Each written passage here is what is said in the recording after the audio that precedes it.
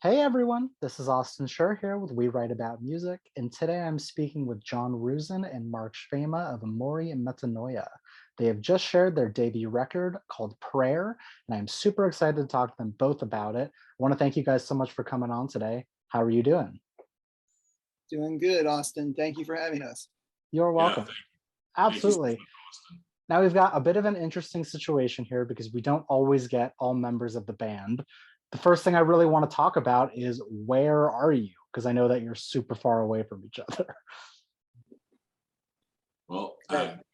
I'm in right outside of Philadelphia in New Jersey. Okay, cool. What's going on over there? Cold Cold? weather, Cold? cold. I guess. What about you, Mark? I'm in Kyoto, Japan. And what is news over there? Cold weather as well, actually. But Yeah, okay. yeah, it's interesting how I was born and raised on the East Coast, like John, and growing up there. Of course, cold weather is a part of your life, all four seasons. It's really It's true. awesome. You're great though. And so Kyoto, actually, the weather here tends to mimic that quite a bit. The four Okay. seasons and how the winter drops. Except, I have to say, East Coast winter much colder than here. So, so Yeah, kind of hard to compare. Although it is my one of my dreams to go to Japan. One thing I haven't heard is the beastly winters. So uh, enjoy it over there. Obviously, I want to talk about this record. It is massive. This is not a small debut record. This is pretty much laying out everything on the table. So, first thing I really want to hear about from you guys is what is it all about? Is there one consistent message throughout it, or is it a series of small little stories? wow. Well, the record itself has a theme to it. It's a concept album. Okay. Um, but what's interesting, I think, is that even though it's a concept album, it isn't written so firmly within the concept that you couldn't listen to the songs and have your own interpretation. So it's not so entrenched in a concept that you have to know the concept and understand it. Sure, sure. You can enjoy the songs as they are. Um, the concept that we kind of decided on actually came via John, because we were kind of talking at the beginning about, well, what do we want to do for the record? And maybe John, you can say some stuff about your idea at the time and how we came to that. Sure. So when Mark and I started collaborating on the record, it was really a case for me personally going into lockdown the way we were, when at the beginning of the pandemic. Yeah. A lot of the news feeds and friends on Facebook, everyone was just so bummed out and scared, obviously. Yeah. For me personally, it was like an amazing vacation in the beginning because I went on I feel the a same. from work for several weeks, and I was home. And as a musician, it's like you're always looking for time. So all of a sudden now I had such an abundance of time to just work on music and do things around the house that I was actually kind of grateful, because it's sort of, not grateful for folks that passed away. I mean, Obviously, yeah. the whole thing is terrible, but trying to find some good out of all that bad, because the news was just constantly like people dying, people sick, people scared. And I thought, I'm kind of in this little bubble and I'm enjoying myself Right. and taking advantage of this opportunity to learn new things. And I was learning new recording software. So Mark and I are chatting back and forth kind of about just how this is presented, although terrible. How do you make lemonade out of lemons? Exactly. It's like it's a bad thing. It's god awful, and what not everyone is having a miserable time.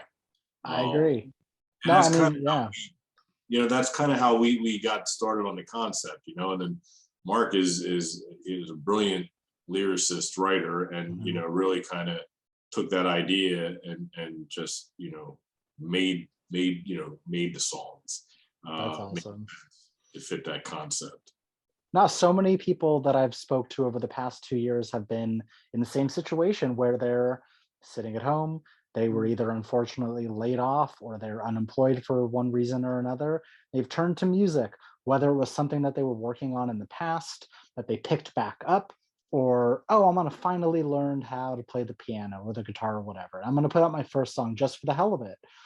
Yeah. And it's great because now there's all this amazing art and it's thoughtful, and you really have like, I mean, you'll look back on this in 10 years and say, wow, would I have put out this music if that period hadn't happened? And the answer is probably no. And yeah, I love it. It's just like all this beautiful art is coming out from everywhere.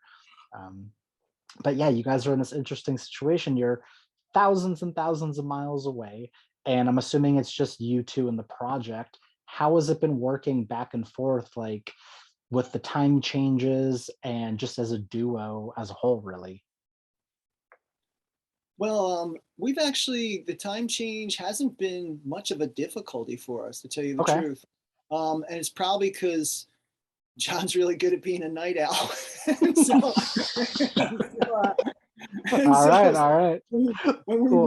when we meet for like extended conversations, we try to meet at least once a month. And Sure. when we meet, because it's only once a month, we Yeah, talk for like 3 to 5 hours, that's and awesome. just about the music and about our own personal stuff going on, and the world, and then also of course what we're doing as far as like how we're working to promote and stuff like that. The whole thing in like 5 hours. I understand. But so it happens like I'm on morning time like now, and then John's on evening time like Right. now. So it's like, so the time hasn't been too much of a problem. And because in this day and age we have such amazing technology as far as recording goes, Yeah. that we can exchange files back and forth in the blink of an eye, and Right. then I send something to John, John sends something to me, and it's so, Dropbox is a real great thing. I It's really, agree. so, From an instrumental standpoint, do you guys split up the duties of who plays what? Like who sings on this record, for example? I do all the vocals, but Okay. John is like most like 95%, 96% of the music. Really? Yeah, yeah. Wow. Okay. So obviously there's a lot of different genres and a lot of different styles going on in this record. It's really it's long for lack of a better word, but how did you guys decide beforehand what path you wanted to take, I suppose? Because there's a lot of, it's obviously rock based, but there's a lot of heavier moments as well. Was that a conjoined decision to go that route, or did it just kind of happen? Purely accidental. I Yeah. mean, that's the truth. An early conversation, Mark and I had was, I mean, the typical life of a band that's playing live shows, you kind of have to fit a genre. It's very difficult to kind of be all over the place, Yeah. especially if you're playing live shows, because, an audience wants to hear something very specific. But as music's evolved, people put playlists together. I mean, I often see friends that, the playlist can have, country, rock, metal, industrial, like all in one playlist, Sure. just songs that people like. So, and we all, probably like more music than just, we all have a favorite, Yeah. like love like 90s grunge and industrial. But, I'm a big fan of blues and just rock and roll and classic rock and so on. So usually when we come up with an idea, like Mark and I talk about this a lot, that it's just let the song take it where it goes. Like if Sure. it wants to be a ballad, it becomes a ballad. If it wants to be a rock song, it becomes a rock song. And oftentimes, like for me, it's enjoyable to go back and listen to some of the first sketches of a song to see, well, it started out like this. By the time we finished, it completely became a whole different genre and style and Totally. the evolution of a song.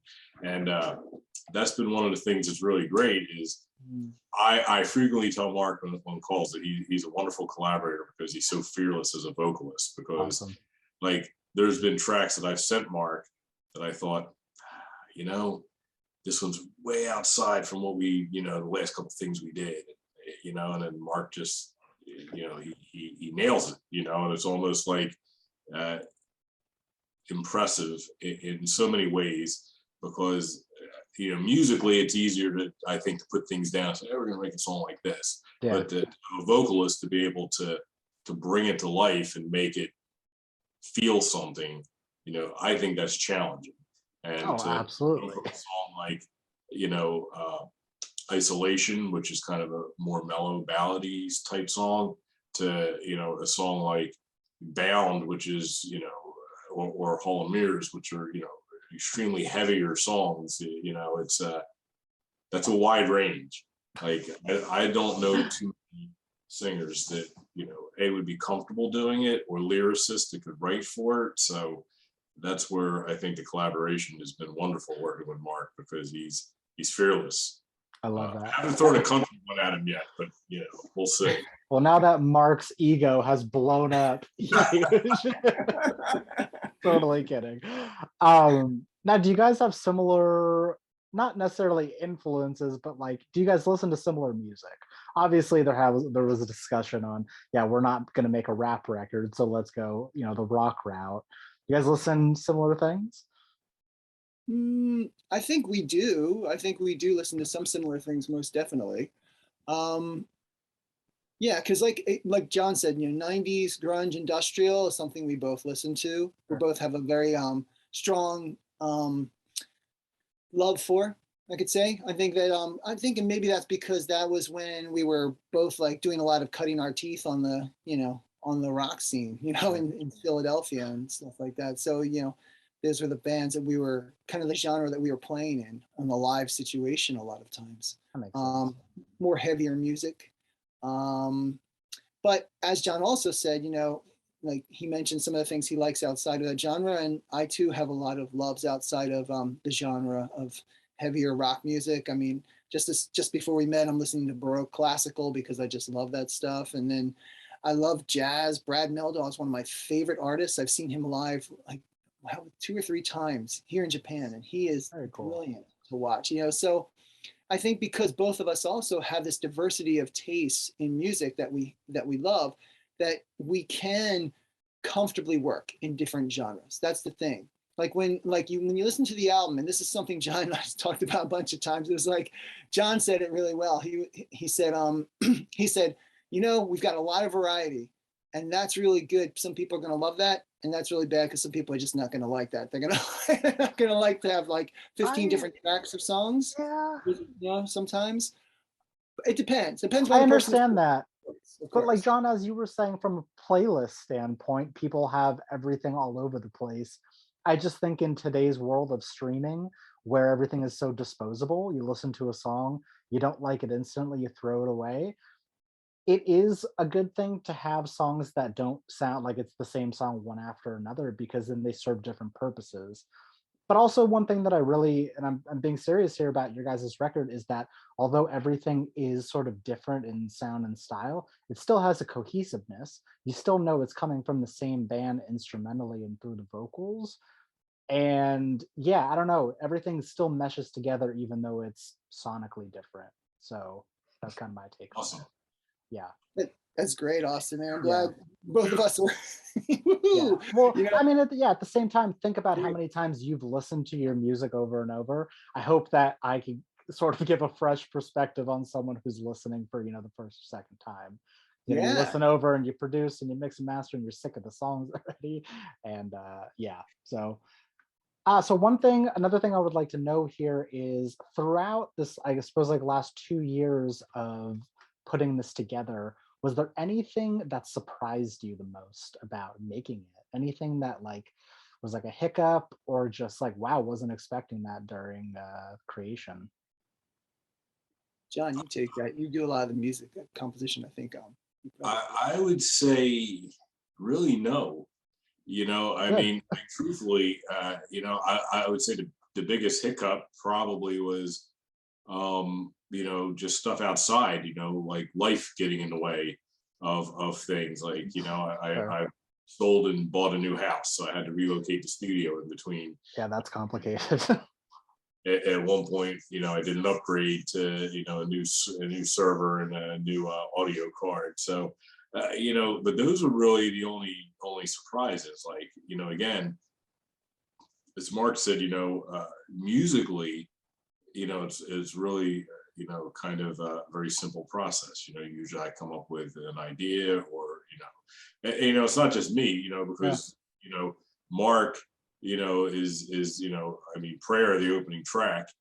I mixed it and played the guitar solo on it. Sure. All the instrumentation was done by Mark, so he's also contributed. So it's not just he doesn't just sing Sure.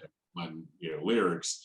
I'd say Isolation was a song that we really collaborated a lot on the music side. So Mark wrote the song, and he was strumming an acoustic, and he sent me the song, and he wrote the whole song, and the acoustic vibe with it, I wasn't really feeling it. I thought it might be able to go somewhere different. So we kicked around some ideas, and then one day in the studio I just thought, like, let me try it with the piano and just start trying to layer some different sounds in. So I came up with the skeletal version of what the song turned into, sent it to Mark just to get his feedback and see, like, do you dig this or do you hate it? And either way, we'll go down whatever path we want to go. And and he was very complimentary. He liked the direction it was going, and so we finished it off. And it went from just kind of a strummy acoustic song to what it sounds like today, which is a little bit more of an orchestrated, and then after we did that, he recut vocals again, so it just to make it even sound a little bit more.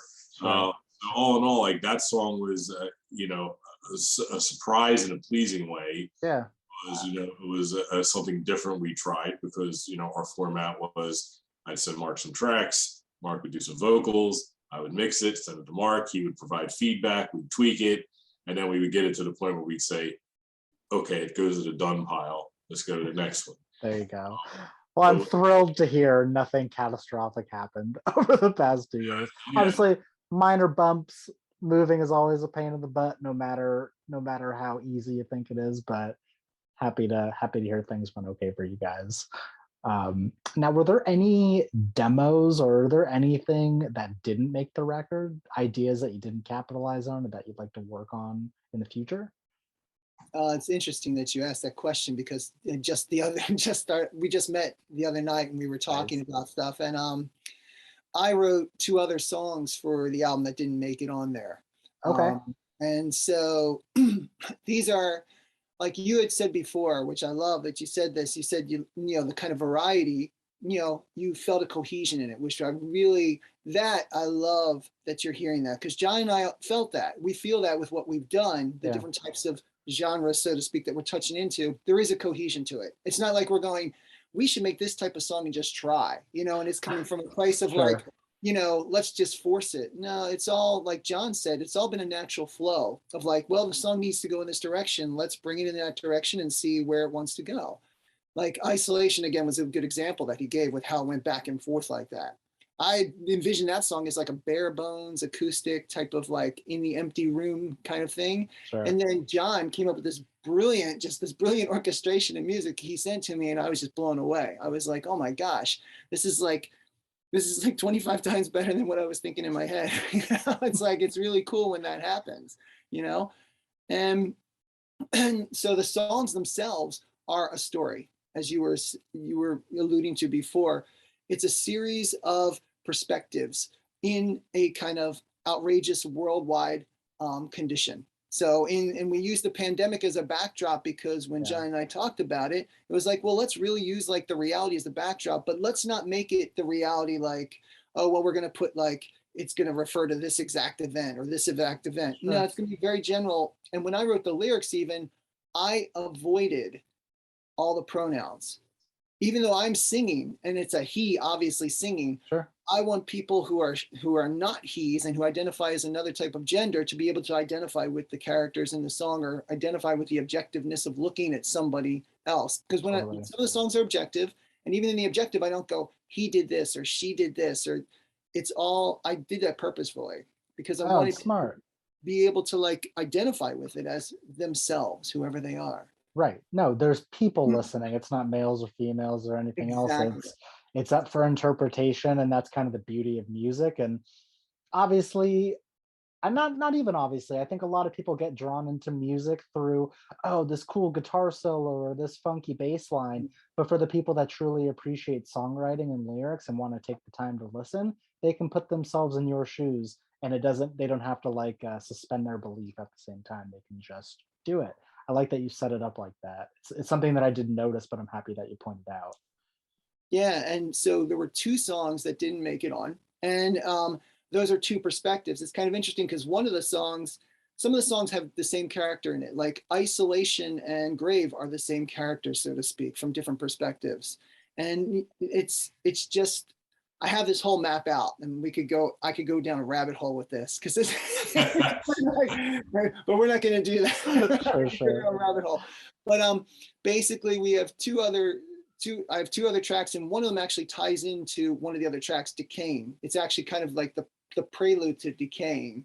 And then the other one is a general track of like a it's kind of a sequel to Hall of Mirrors in a way. Okay. So it's interesting. John and I were talking about like, well, what do we do next? And we were kicking around the idea of like an extended version of the album, kind of like doing with the two new tracks, but we're not sure yet. We're going to record them. Definitely. I've been working on getting them done, and we're going to record them, and we'll see how they come to light. Because we had all kinds of visions about this album too. If all went well, this album will turn into a full-length kind of like conceptual album with sound bites between all the songs that we were planning, and we would make a small mini movie to go with it, maybe animated. That's awesome. I mean, that's like the big vision. Sure. You've got time. Don't rush yourselves. So if you're watching bask in the greatness of the fresh album release. Exactly. And if you're watching this and you feel like helping us out on a film level or something like that, contact us. Yeah. Plenty of talented people. If you're an animator, if you're a talent, if you want to collaborate with us on something big like this, we're open to collaborations. We love to work. That would be awesome. I wish I knew how to do anything like that, because I would hop on board immediately. You're supplying the conduit for people to find out about it, which is just as important. Perfect. Absolutely. There we go. So obviously touring is super up in the air. This would translate live, and I know that obviously Japan has been very strict with just overall restrictions. Do you guys have any plans to maybe get together one of these days and play these songs? Oh, well, I would love to. As John said, he lives in New Jersey. Sure. My mom lives in New Jersey also. So there you go. I would love to get back to there and just hang out, and even just John and I get together and play and just like play some stuff and mess around, kick around with some things, and we'll see what happens. There's live. I love live. I don't know how John feels about that. John, I know he does feel sometimes, but what do you think, John? What do you think about live eventually? I got to tell you that, my favorite part of being a musician was always playing live shows. Nice. Okay.